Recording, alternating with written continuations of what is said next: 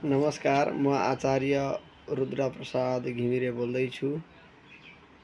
मैले ज्योतिषबाट एमए गरेको र आज म ज्योतिषीय क्षेत्रका केही चर्चाहरू गर्न गइरहेको छु। के साँच्चै ज्योतिष विज्ञान हो भन्ने प्रश्न धेरैजनाको मनमा छ।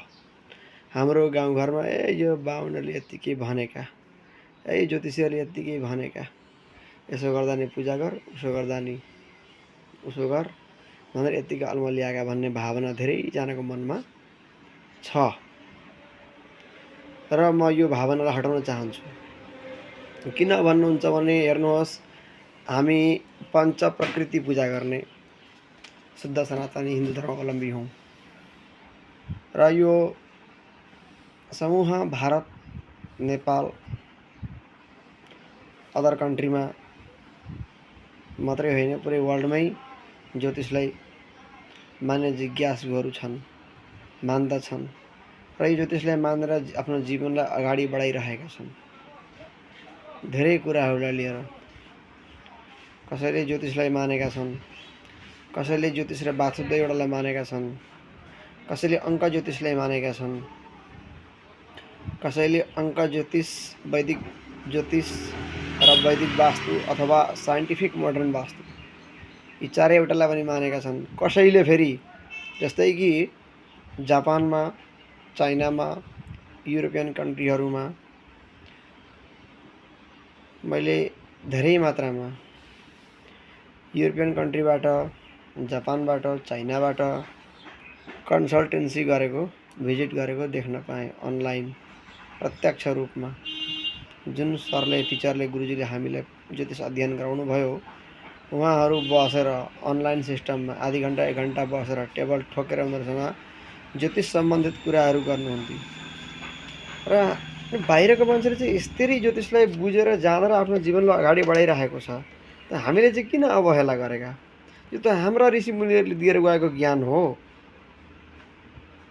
यो त सम्पूर्ण विज्ञान हो भन्ने भावना लागेर म पनि त्यसको अध्ययनमा लागेँ। त्यसको अध्ययनमा लाग्दाखेरि धेरै कुरा सिक्दै गएँ, बुझ्दै जाँदाखेरि त्यो वस्तु जीवनमा रिलेट भएको देख्दाखेरि म छक्क परेँ।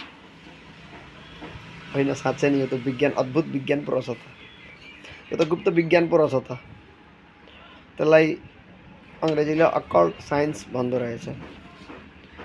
अङ्क ज्योतिष आजको डेटमा न्युमरोलोजी भनेर पुरै फेमस भएको छ वर्ल्डमै। अनि अर्को नामको भाइब्रेसनको इम्प्याक्ट के पर्छ? अल्फाबेट, एबिसिडी अल्फाबेट जुन छ A to Z, त्यो अल्फाबेटबाट कुन अल्फाबेट परिरहेको छ हाम्रो नाममा, त्यसको भाइब्रेसन कस्तो छ, त्यसको भाइब्रेसनले हामीलाई के दिइरहेको छ, यस्ता प्रकारका धेरै कुराहरू सिक्न पाइयो, जान्न पाइयो, बुझ्न पाइयो। अहिले बुझेर बिस्तारै त्यो वस्तुलाई म मान्छेहरूसँग हेरेर विचार गरेर त्यसको रिपोर्टहरू दिइरहेको छु र रिपोर्टहरू दिँदाखेरि 2-2.5 वर्षदेखि दिइरहेको छु। 2-2.5 वर्षदेखि रिजल्ट राम्रै आइरहेको छ भन्ने आशा र विश्वासको साथमा मैले यो भिडियो बनाएँ। किनकि उहाँहरूले मलाई विश्वास दिलाउनु भयो, गुरुजी तपाईँले यसो भन्नुभएको त यसो भयो, हामीले यसो गऱ्यौँ, हाम्रो अहिले लाइफ चेन्ज भयो भन्ने कुराहरू मान्छेहरूले भने मलाई। भन्दाखेरि त मलाई धेरै नै भित्रबाट एउटा गर्व महसुस भयो। साँच्चै नै मैले मान्छेहरूको जीवन परिवर्तन गरेको रहेछु र म पनि आफ्नो परिवर्तन गर्दैछु। धेरै क्षेत्रमा परिवर्तन भयो, धेरै क्षेत्रमा अलिकति बाँकी छ। प्र्याक्टिसको विषय हो यो, गर्दै जाँदाखेरि उन्नति हुँदै जाँदो रहेछ भन्ने पूर्ण विश्वास मलाई पनि लाग्यो। र यो लागे पछाडि मैले तपाईँहरूको समक्ष राख्ने कारण चाहिँ के हो भने, जस्तै कि हामी पञ्चतत्त्वलाई पूजा गर्दछौँ। पञ्चतत्त्व के हो त भन्ने, जल, वायु, अग्नि, पृथ्वी र आकाश, अन्तरिक्ष, स्पेस, जसलाई हामी भन्दछौँ। त यसलाई त हामीले मान्दछौँ, मान्नै पर्छ, मानेका हौँ, विज्ञानले पनि मान्छ। यो तपाईँहरूले सबैले विज्ञान पढ्दाखेरि भेट्नुभएका च्याप्टरहरू हुन्। ग्रह नक्षत्रहरू बारेमा, सन सोलर सिस्टम, सौरमण्डल, होइन। र अब सूर्य कसरी उत्पन्न भयो भन्ने प्रश्न आयो यहाँ। सूर्य उत्पन्न भएको छ तपाईँको हाइड्रोजन र हेलियम ग्यासद्वारा उत्पन्न भएको छ। र सूर्य यी दुवटाको टक्राउबाट सूर्यको तेज प्रकाश उत्पन्न भएको छ। सूर्यलोकमा अत्यन्त गर्मी हुन्छ। यो सबैले जानेकै कुरा हो, विज्ञानमा भेटेकै कुरा हो। र हो त्यस्तै अगर हाम्रो जन्मकुण्डलीमा सूर्य खराब स्थानमा बसेको छ अथवा सूर्यलाई खराब दृष्टिले खराब ग्रहले हेरिरहेको छ, नेगेटिभ ग्रहले हेरिरहेको छ, त्यो ग्रह कुनै नेगेटिभ हुँदैन। हेर्नुहोस्, त्यसलाई नेगेटिभ बनाउने हामी नै हौँ, त्यसलाई पोजिटिभ बनाउने हामी नै हौँ।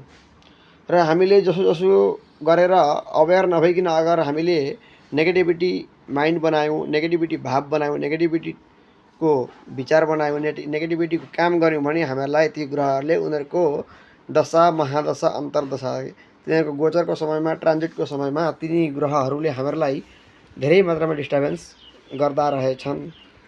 गर्छन् भनेर मैले जाने, मैले बुझेँ।